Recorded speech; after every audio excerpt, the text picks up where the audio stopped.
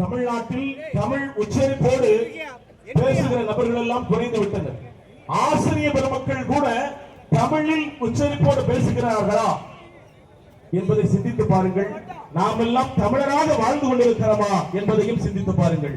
தமிழ்நாட்டில் தமிழராக இருக்கிறோமா, தமிழர் உணவுகளை உண்டு கழிக்கிறோமா, தமிழராக வாழ்கிறோமா என்பதை சிந்தித்து பார்க்க இந்த அருமையான அரங்கத்தில் தெரிவித்துக் கொள்ள கடமைப்பட்டிருக்கின்றோம்.